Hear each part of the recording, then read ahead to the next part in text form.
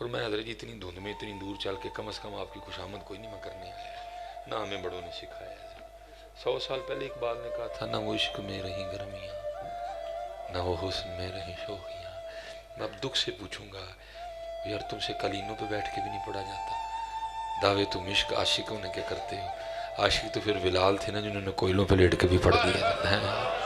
اب ہم سے قلینوں پہ بیٹھ کے بھی نہیں پڑھا جاتا، انہوں نے کوئلوں پہ لیٹ کے پڑھا ہے، ہم قلینوں پہ بھی نہیں پڑھ سکتے۔ اے سی آپ کے لیے لگے ہیں، ہیٹر آپ کے لیے لگے ہیں، آپ سے تو کسی نے امتحان ہی نہیں مانگا جی، امتحان تو انہوں نے دیے تھے، ہم سے کس نے امتحان مانگا؟ میرے ایک بزرگ ہیں پھر بڑے دکھ سے کہا کرتے ہیں، وہ کہتے ہیں ہمارے بڑے وہ تھے جنہوں نے لوہے کے چنے چبائے، ہمارے بڑے وہ تھے جنہوں نے لوہے کے چنے چبائے، اور ہم وہ ہیں کہ مکھن کھاتے ہوئے بھی دانت گھستے ہیں۔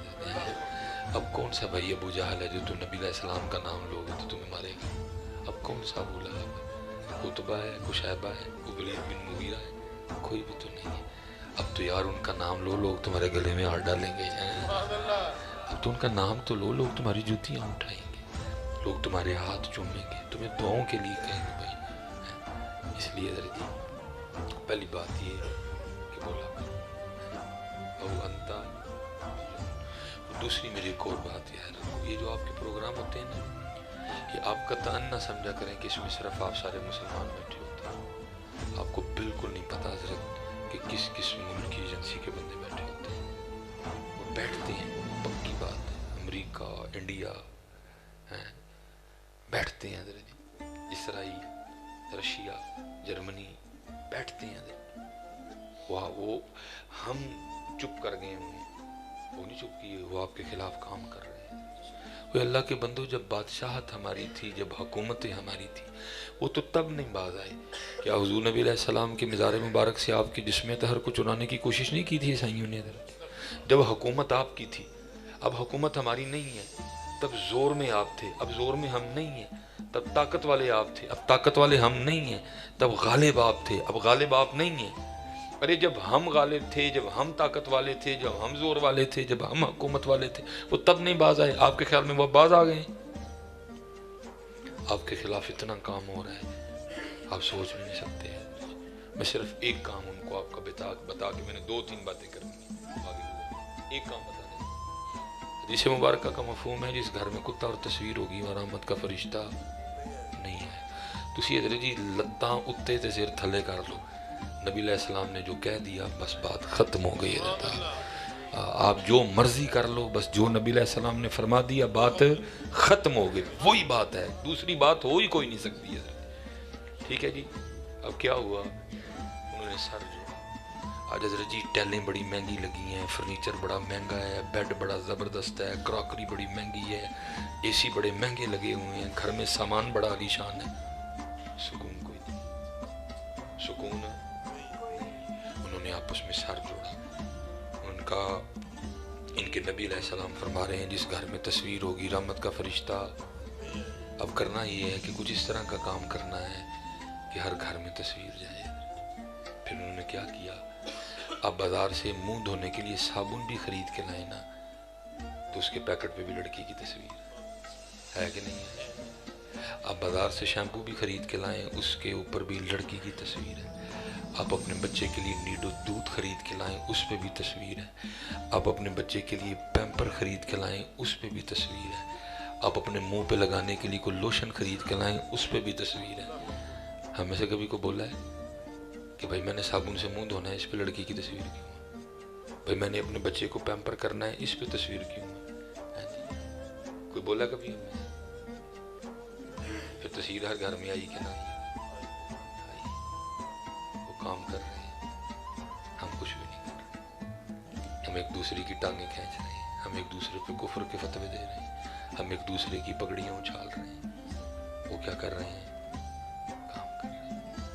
اس لیے حضرت جی ان کو دلیریاں پتہ کہاں سے ملتی ہیں؟ آپ کی محافل سے ملتی ہیں۔ وہ بیٹھتے ہیں حضرت جی۔ نقیب صاحب نے میری بات کا بالکل بھی غصہ نہیں کرنا، جو نقیب صاحب کے کہنے پہ آپ نعرہ مارتے ہو اس کو کسی کھاتے میں نہیں گنتے۔ کیوں بلا؟ کیونکہ ان کا کام ہوتا ہے محفل چلا کے رکھنا، انہوں نے محفل چلانے کے لیے آپ کو جوش بھی دلانا ہے، آپ کو اس کو نہیں وہ مانتے۔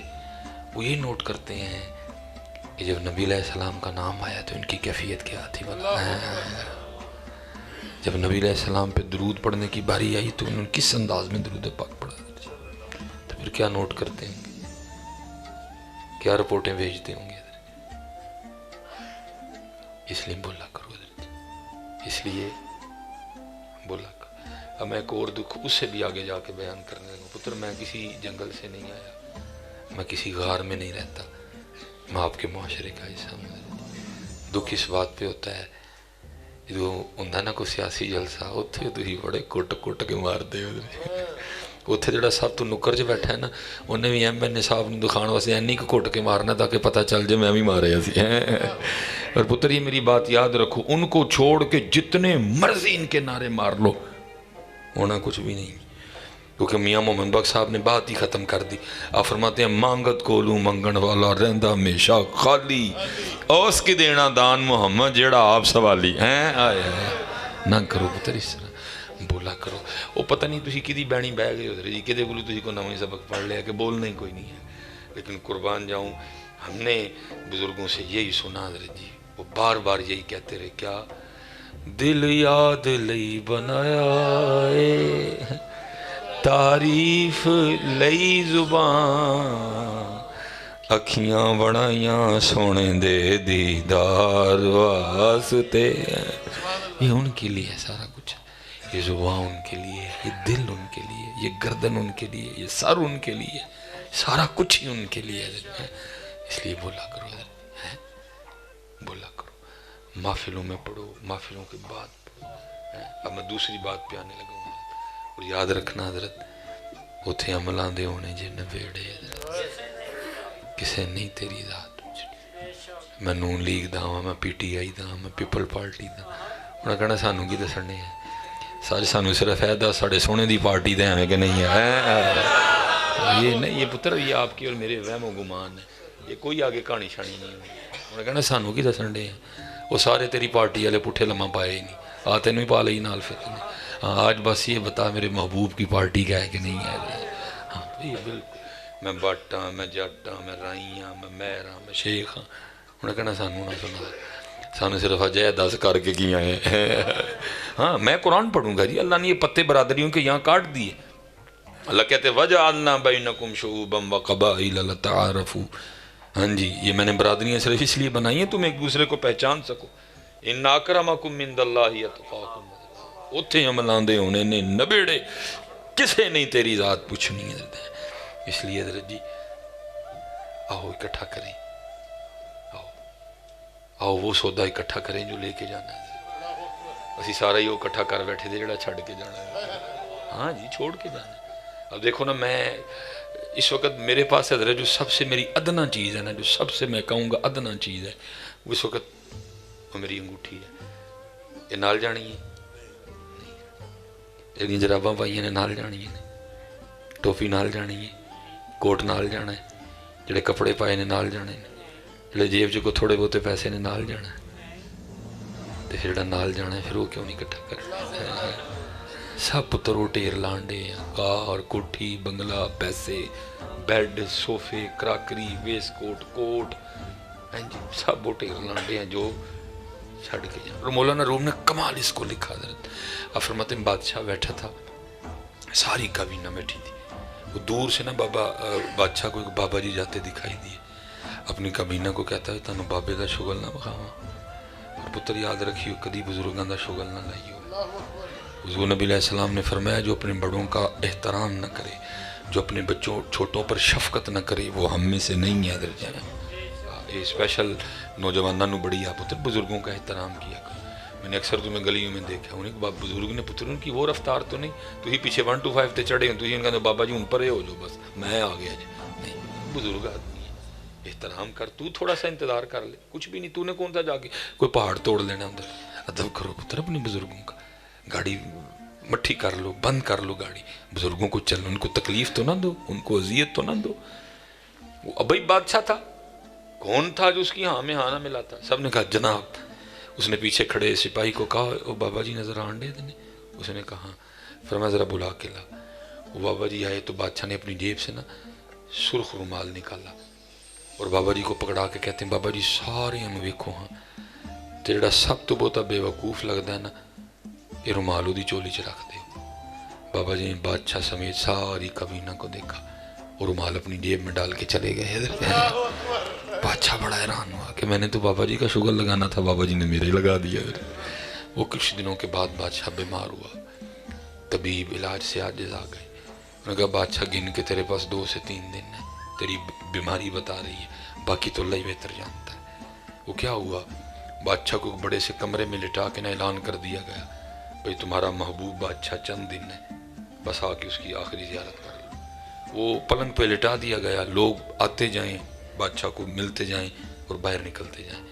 اسی قطار میں نا وہ بابا جی بھی آئے جن کو بادشاہ نے لال رومال دے کے کہا تھا جڑا سب تو وہ تا بے وقوف ہے رومال دی چولی چ رکھ دے۔ وہ بابا جی آ کے بادشاہ کو کہتے ہیں بادشاہ سلامت، کدھر دیاں تیاریاں ہیں؟ بادشاہ نے کہا بس ایک سفر پہ جانے لگا۔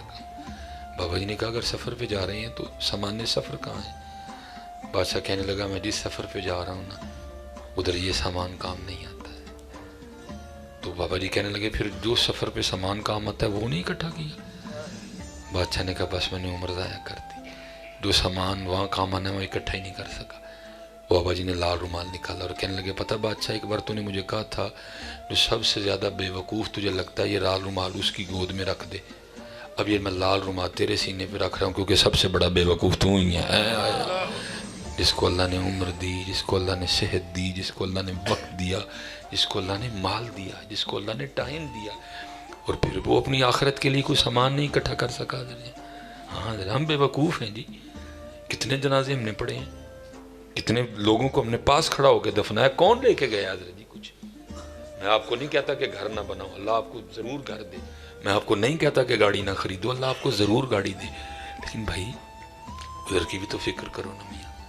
ارے قربان جاؤ میرے محبوب علیہ السلام حضرت سیدنا عمر فاروق رضی اللہ تعالیٰ عنہ حاضر خدمت ہوئے، اس وقت جسم اطہر پہ صرف ایک تہبند ہے اور حضور ایک کھردری چٹائی پہ آرام فرما رہے ہیں۔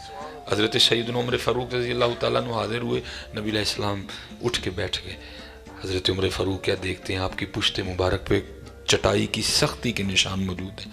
حضرت عمر فاروق فرماتے ہیں میں نے کاشانہ نبوت میں نظر ڈالی تو کیا دیکھتا ہوں؟ ایک کھال صاف کرنے کا مسالہ، چند سا جو پڑے ہیں، یہ اللہ کے محبوب کا بظاہری کل خزانہ تھا۔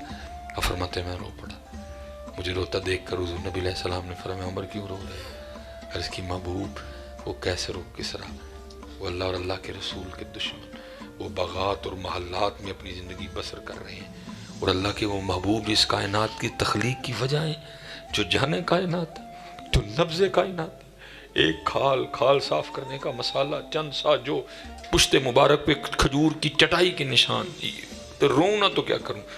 حضور نے فرمایا عمر کیا تو اس بات پہ خوش نہیں ہے؟ ان کے لیے صرف دنیا اور ہمارے لیے آخرت ہے حضرت۔ ہم بھول گئے حضرت اس کو، ہم نے دنیا سے جی لگا لیا، ہم نے دنیا۔ اور میں